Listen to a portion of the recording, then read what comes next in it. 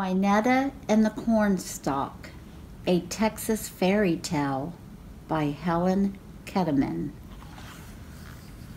One long, dry summer, the well bottomed out, the pastures dried up, and the longhorn cattle got so thin it took 3 of them standing together to cast a shadow.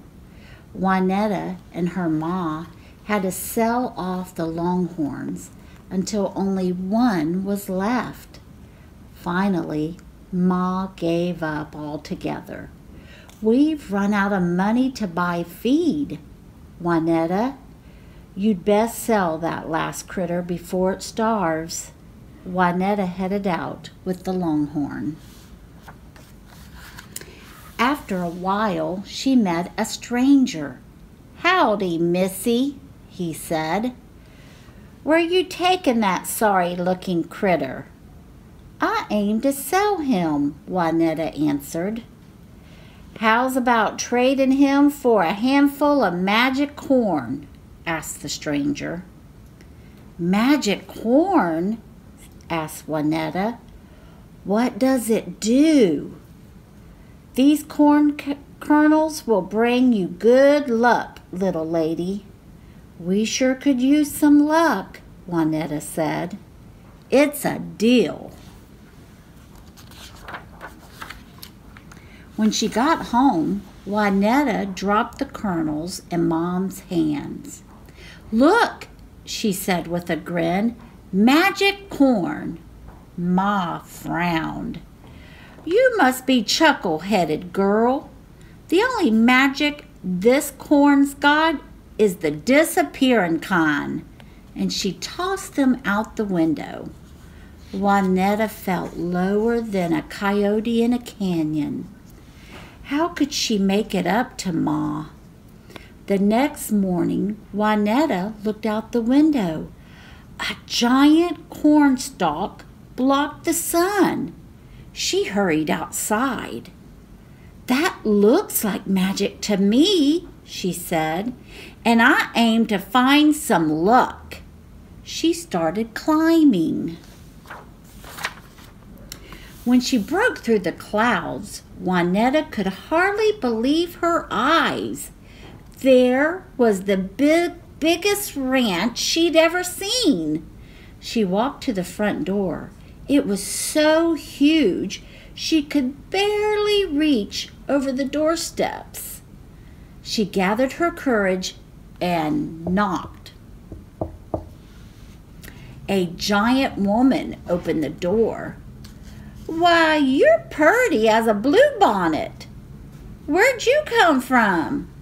"I climbed a giant cornstalk." "Ma'am," answered Waynetta. The giant woman picked up Waynetta. "I reckon you come to take back the things my husband stole from your ma years ago." She set Waynetta on a giant-sized table. "You best have a bite to eat, and be careful, darling. My husband's a mean one." Waynetta was chowing down on a great big chicken fried steak when a loud, angry voice called, "Fee, fi, fo, fat. I think I smell a cowgirl brat. Fee, fi, fo, feet. Chicken fried cowgirl is what I'll eat." "Hide!" the giant woman whispered. Waynetta hid behind a bowl of beans just as the giant stomped into the room. The giant yanked open a pantry door. Out strolled a longhorn no bigger than a barn cat. He stroked its ears, and a golden cow pat fell to the floor.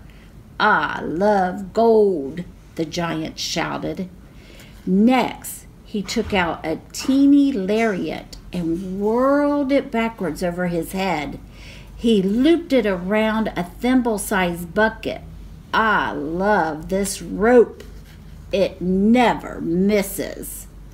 Finally, he tilted the tiny bucket over a huge tub.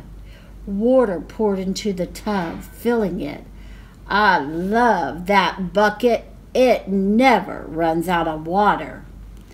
He dropped the rope on the floor, looped the bucket around his pinky, and climbed in the tub to soak. Soon he fell asleep. Waynetta took a deep breath. With those things and some hard work, Mom and I can make our own luck. Waynetta climbed off the table and tiptoed to the tub.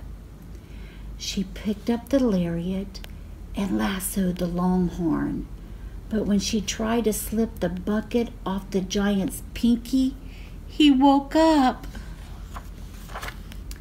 Waynetta hightailed it to the cornstalk and scrambled to the ground where Mom was waiting. "Ma!" gasped. "Why, that looks like my longhorn missing all these years." She rubbed its ears, and sure enough, a golden cowpat fell to the ground. "It's him, Ma," said Waynetta. "Now we can buy a new herd of cattle." "Waynetta, darling," said Ma, "sometimes I wonder if that taco brain of yours is a bit short of filling. Gold or no gold, we can't raise cattle without water. That's why I'm going back up, Ma, to get the magic bucket." Waynetta hid the lariat under her hat and climbed the cornstalk again. The giant's wife let her in. "I need that bucket, ma'am," said Waynetta.